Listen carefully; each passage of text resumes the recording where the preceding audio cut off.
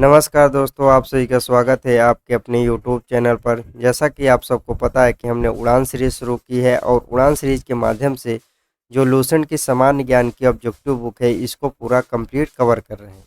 और अभी हम लोग इंडियन पॉलिटी पढ़ रहे हैं और आज इंडियन पॉलिटी की 20वीं क्लास है और 20वां टॉपिक है संघीय मंत्रिपरिषद।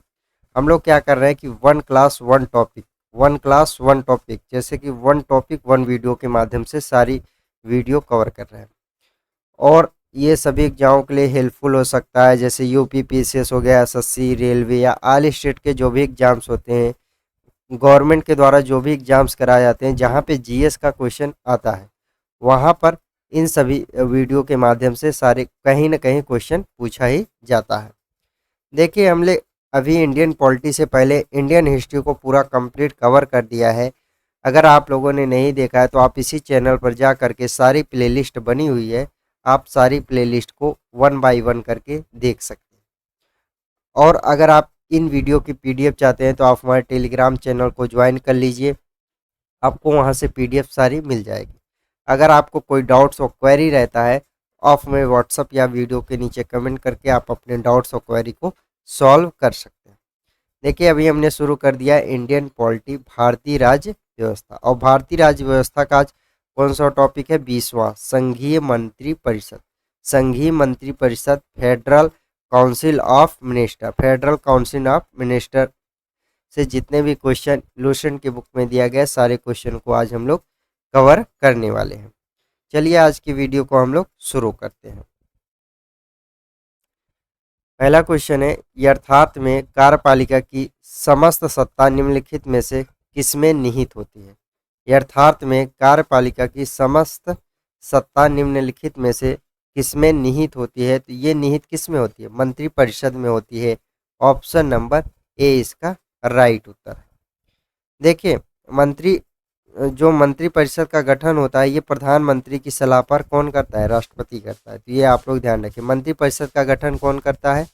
प्रधानमंत्री की सलाह पर। प्रधानमंत्री की सलाह पर कौन करता है? राष्ट्रपति।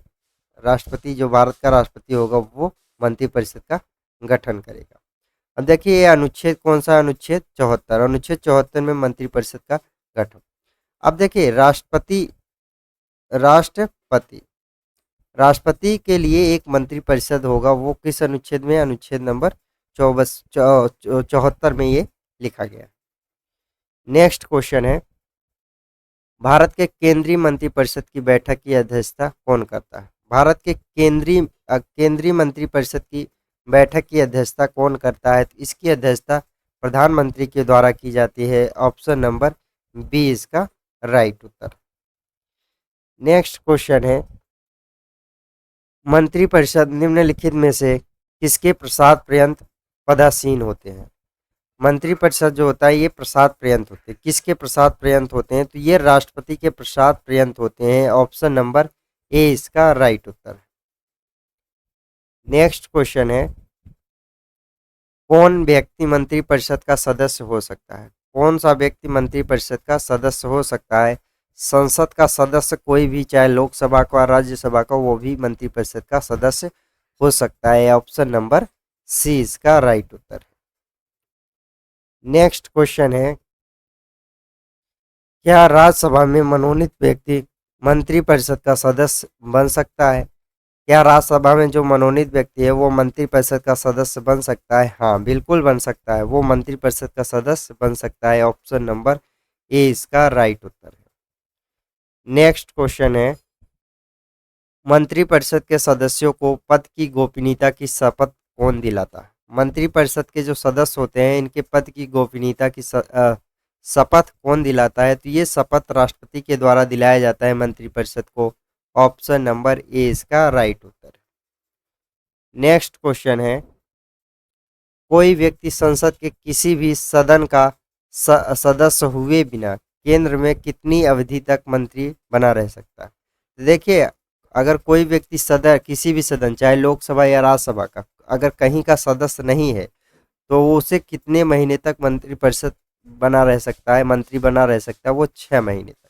6 महीने के अंदर अंदर ही चाहे लोकसभा या राज्यसभा में कहीं ना कहीं की सदस्यता लेनी पड़ेगी। ऑप्शन नंबर बी इसका राइट उत्तर।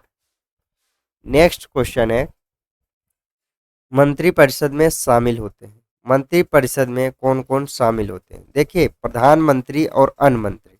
प्रधानमंत्री शामिल होता है और अन्य मंत्री शामिल होते हैं ये मंत्रिपरिषद में। ऑप्शन नंबर डी इसका राइट उत्तर। नेक्स्ट क्वेश्चन है, मंत्रिपरिषद में मंत्रियों की संख्या होती है। मंत्रिपरिषद में मंत्रियों की संख्या होती है मंत्रिमंडल से अधिक होती है। मंत्रिमंडल से अधिक होती है।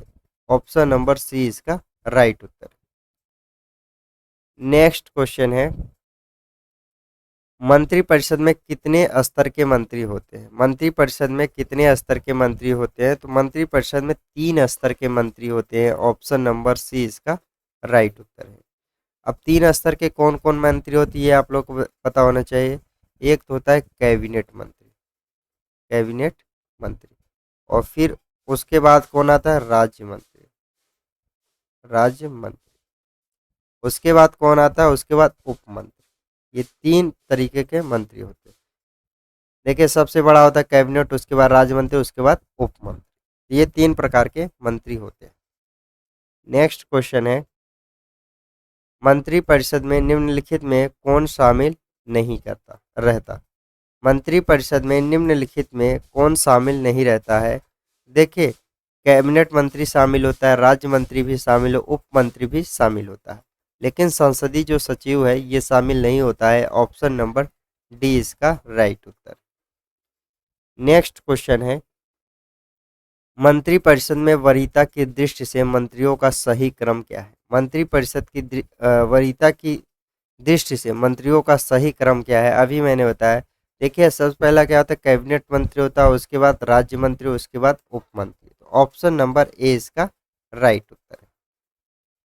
नेक्स्ट क्वेश्चन है, मंत्रिपरिषद व्यक्तिगत रूप से उत्तरदायी होता है। मंत्रिपरिषद व्यक्तिगत जो रूप से किसके प्रति उत्तरदायी होता है? ये राष्ट्रपति के प्रति उत्तरदायी होता है। ऑप्शन नंबर ए इसका राइट उत्तर है। नेक्स्ट क्वेश्चन है, संघीय मंत्रिपरिषद के मंत्री उत्तरदायी होते हैं। संघीय जो मंत्रिपरिषद है ये के मंत्री उत्तरदायी होते हैं किसके? केवल केवल लोकसभा के प्रति उत्तरदायी होते हैं। संघीय मंत्रिपरिषद के मंत्री उत्तरदायी होते हैं केवल लोकसभा के प्रति। ऑप्शन नंबर डी इसका राइट उत्तर। नेक्स्ट क्वेश्चन है, भारत में किसी भी सदन का सदस्य हुए बिना कोई व्यक्ति कब तक मंत्री पद पर आसीन रह सकता है? तो देखिए, ये मैंने बताया कब तक मंत्री पद पर आसीन रह सकता है। ये 6 महीने तक मंत्री पद पर रह सकता है। ऑप्शन नंबर बी इसका राइट उत्तर है। नेक्स्ट क्वेश्चन है, भारत में वह मंत्री जो संसद के दोनों सदनों में से किसी सदन का सदस्य नहीं है उसे मंत्री के पद से मुक्त हो जाना पड़ता है। देखिए, 6 माह के बाद उसे मंत्री पद को मुक्त त्याग देना पड़ता है। ऑप्शन नंबर ए इसका राइट उत्तर। ये क्वेश्चन सारे घुमा घुमा के एग्जाम में पूछे गए हैं, इसीलिए ये क्वेश्चन बार बार आपको देखने को मिल रहा है। नेक्स्ट क्वेश्चन है, भारतीय संविधान के निम्नलिखित प्रावधानों में कौन सा प्रावधान मंत्रिपरिषद की नियुक्ति तथा पदच्युत को विवेचित करता है? ये कौन से किस अनुच्छेद में यह है मंत्रिपरिषद का प्रावधान? यह है अनुच्छेद 75 में, इसमें पदच्युत होता है। ऑप्शन नंबर डी इसका राइट उत्तर। नेक्स्ट क्वेश्चन है, भारतीय संविधान के अनुच्छेद 74 और 75 किन विषयों पर विचार करते हैं? देखिए, 74 और 75 किन विषयों पर विचार करते हैं? तो मंत्रिपरिषद का गठन होता है 74 से। ऑप्शन नंबर ए इसका राइट उत्तर है। 74 और 75 मंत्रिपरिषद से संबंधित है। नेक्स्ट क्वेश्चन है, संघीय मंत्रिपरिषद अपने आचरण के लिए किसके प्रति उत्तरदायी होता है? संघीय मंत्रिपरिषद अपने आचरण के लिए किसके प्रति उत्तरदायी होता है? ये लोकसभा के प्रति उत्तरदायी होता है। ऑप्शन नंबर बी इसका राइट उत्तर। नेक्स्ट क्वेश्चन है, मंत्रिपरिषद है मंत्रिपरिषद है तो मंत्रिपरिषद कैबिनेट से बड़ा निकाय है। मंत्रिपरिषद क्या है? कैबिनेट से बड़ा निकाय है। ऑप्शन नंबर सी इसका right Uttar.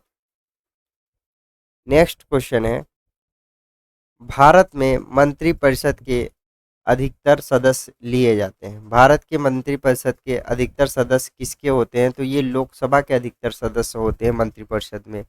Option number A इसका राइट उत्तर है।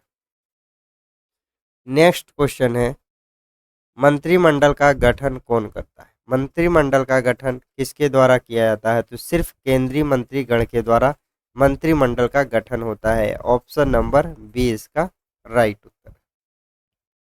नेक्स्ट क्वेश्चन है, केंद्र सरकार में राज्य मंत्री की क्या स्थिति है? केंद्र सरकार में राज्य मंत्री की क्या स्थिति होती है?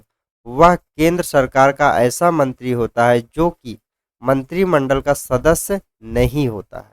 ये केंद्र सरकार का राज्य मंत्री की स्थिति होती है। ऑप्शन नंबर डी इसका राइट उत्तर है। नेक्स्ट क्वेश्चन है, स्वतंत्र के पश्चात मंत्रिपरिषद के खिलाफ पहला अविश्वास प्रस्ताव कब लाया गया? स्वतंत्र के पश्चात मंत्रिपरिषद के खिलाफ पहला अविश्वास प्रस्ताव कब लाया गया था? तो ये लाया गया था 1963 में पहला मंत्रिपरिषद का अविश्वास प्रस्ताव लाया गया था। ऑप्शन नंबर सी इसका राइट उत्तर। नेक्स्ट क्वेश्चन है, सामूहिक रूप से मंत्रिपरिषद किसके प्रति उत्तरदायी होता है? तो सामूहिक रूप से मंत्रिपरिषद जो है ये लोकसभा के प्रति उत्तरदायित्व होता है। ऑप्शन नंबर सी इसका राइट उत्तर। नेक्स्ट क्वेश्चन है, यथार्थ मंत्रिपरिषद तक पद पर बना रहेगा जब तक कि उसका विश्वास प्राप्त, उसका विश्वास लोकसभा के प्रति अगर प्राप्त रहेगा वो मंत्रिपरिषद बना रहेगा, नहीं प्राप्त रहेगा तो वो मंत्रिपरिषद से त्याग देना पड़ेगा। ऑप्शन नंबर डी इसका राइट उत्तर है।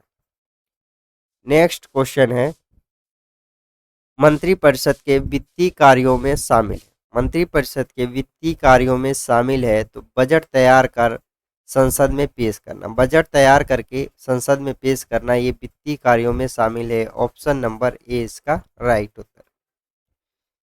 नेक्स्ट क्वेश्चन है, यदि कोई मंत्री राज्यसभा का सदस्य है तो क्या वह लोकसभा में अपना वक्तव्य दे सकता है?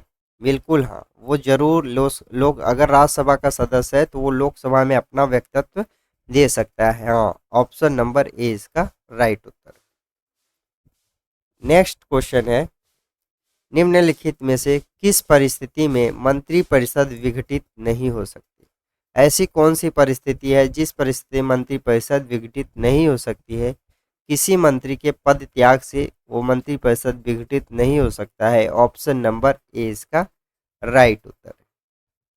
नेक्स्ट क्वेश्चन है, मंत्रिपरिषद से पद त्याग करने के लिए मंत्री किसे अपना पद त्याग संबोधित करता है? मंत्रिपरिषद से पद त्याग करने के लिए मंत्री किसे अपना पद त्याग संबोधित करता है? तो ये राष्ट्रपति अपना पद त्याग संबोधित करता है। ऑप्शन नंबर ए इसका राइट उत्तर।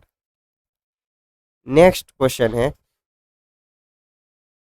संघीय मंत्रिपरिषद में सदस्यों की अधिकतम संख्या कितनी हो सकती है? संघीय मंत्रिपरिषद में अधिकतम संख्या कितनी हो सकती है? तो यहाँ पे हमें बताना है कि अधिकतम संख्या कितनी हो सकती है। तो लोकसभा की कुल सदस्य संख्या का 15%, लोकसभा की कुल सदस्य संख्या का 15%। ऑप्शन नंबर बी इसका राइट उत्तर। ये अधिकतम है, लेकिन अगर न्यूनतम पूछेगा तो 12% हो सकती है। नेक्स्ट क्वेश्चन है, राजनीति शब्दावली में शून्यकाल का अर्थ। राजनीतिक जो शब्दावली है इसके शून्यकाल का अर्थ है प्रश्न उत्तर का सत्र। प्रश्न उत्तर का सत्र शून्यकाल कहलाता है। ऑप्शन नंबर डी इसका राइट उत्तर। शून्यकाल क्या होता है कि जैसे 11 बजे हमारी जो संसद की बैठक होती है, 11 से 12 के बीच में हमारा क्या होता है प्रश्नकाल होता है, और जैसे 12 बजता है इसको 0 आवर बोलते हैं, और 12 से 1 के बीच में क्या होता है ये शून्यकाल कहलाता है। शून्यकाल में कितने भी प्रश्न पूछो उत्तर मिलेगा। नेक्स्ट क्वेश्चन है, भारतीय गणराज्य में वास्तविक कार्यकारी प्राधिकरण निम्नलिखित में से किसके पास होता है? भारतीय गणराज्य में वास्तविक कार्यकारी प्राधिकरण निम्नलिखित किसके पास होता है? तो ये मंत्रिपरिषद के पास होता है। ऑप्शन नंबर डी इसका राइट उत्तर।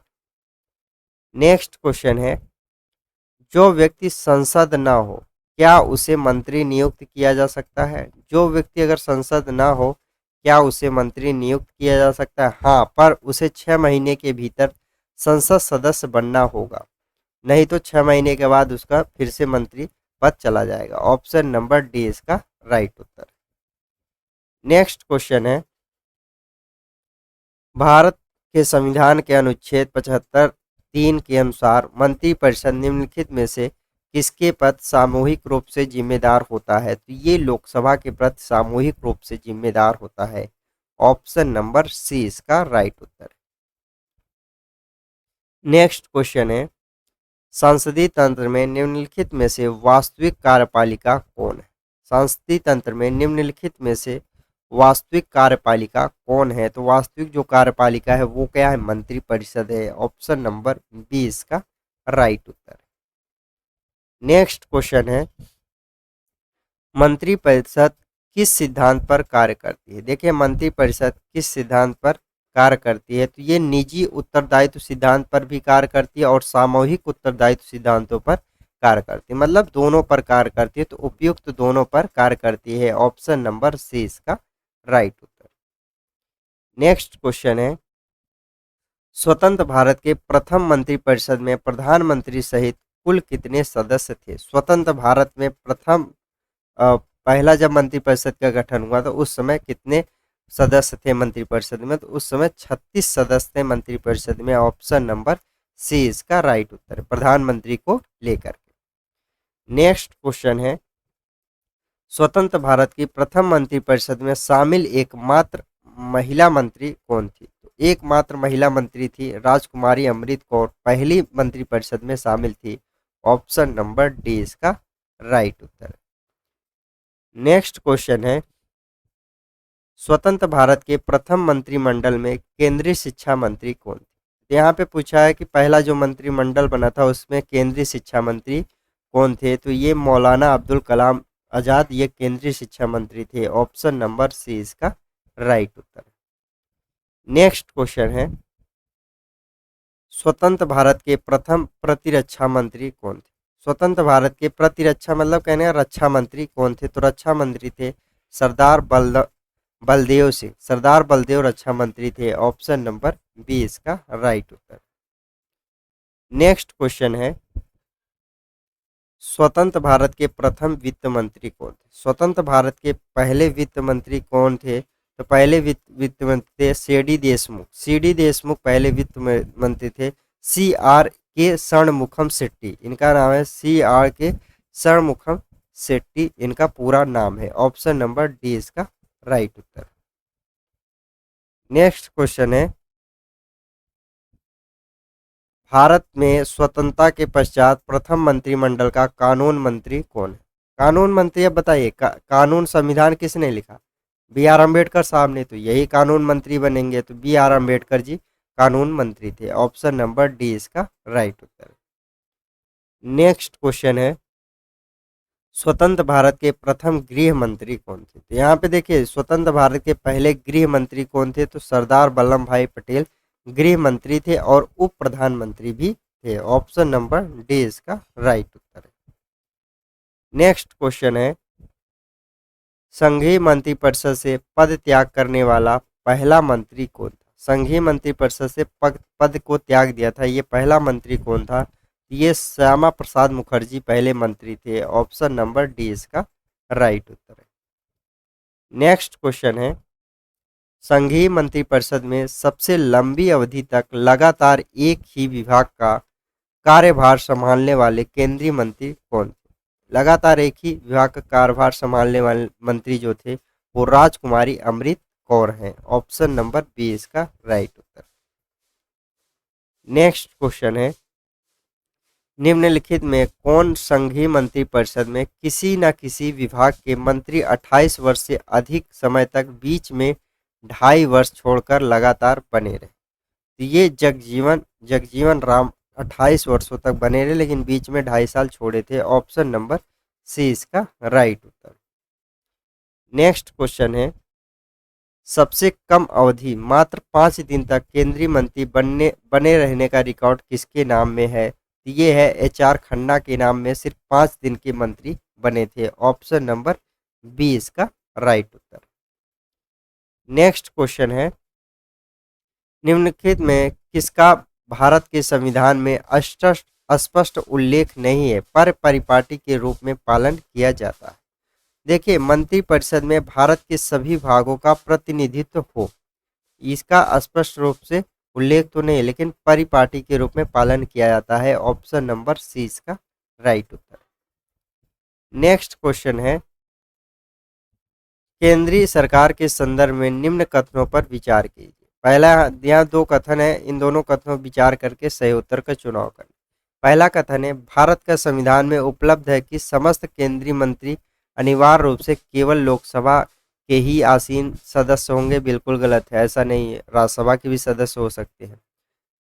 दूसरा कथन है, केंद्रीय कैबिनेट सचिवालय सदस्य कार्य मंत्रालय के निर्देशाधीन कार्य करता है। बिल्कुल गलत है, ऐसा नहीं है, तो दोनों गलत है, ना तो एक ना ही दो। ऑप्शन नंबर डी इसका राइट उत्तर है। नेक्स्ट क्वेश्चन है,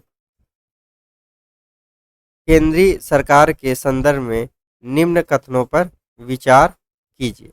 यहाँ पे देखिए दो कथन दिया गया और इन दोनों कथनों पे हमें विचार करके सही उत्तर का चुनाव करना। पहला कथन है, 15 अगस्त 1947 को केंद्र में मंत्रालयों की संख्या 18 थी। बिल्कुल सही है। और दूसरा है, वर्तमान में केंद्र में मंत्रालयों की संख्या 36 है।